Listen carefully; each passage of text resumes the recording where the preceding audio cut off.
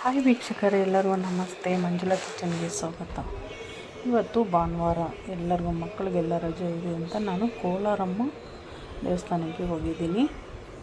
ನೋಡಿ, ಒಳಗಡೆ ಎಲ್ಲ ಯಾವ ರೀತಿಯಾಗಿ ದೇವರುಗಳನ್ನ ಕೂರಿಸಿದ್ದಾರೆ ನಿಮಗೆ ತೋರಿಸ್ಕೊಡ್ತೀನಿ.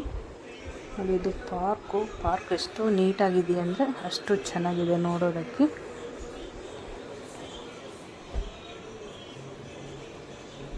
ಇದು ವಿಗ್ರಹ ನಿಲ್ಲಿಸಿರೋದು ನೋಡಿ, ಎಷ್ಟು ಚೆನ್ನಾಗಿದೆ, ಅಷ್ಟು ಚೆನ್ನಾಗಿ ಡೆಕೋರೇಷನ್ ಮಾಡಿದ್ದಾರೆ.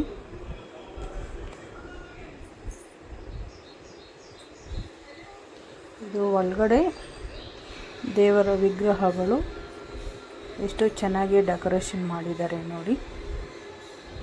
ನವರಾತ್ರಿ ಟೈಮ್ ಅಲ್ವಾ, ಹಾಗಾಗಿ ಚೆನ್ನಾಗಿ ಡೆಕೋರೇಷನ್ ಮಾಡಿದ್ದಾರೆ.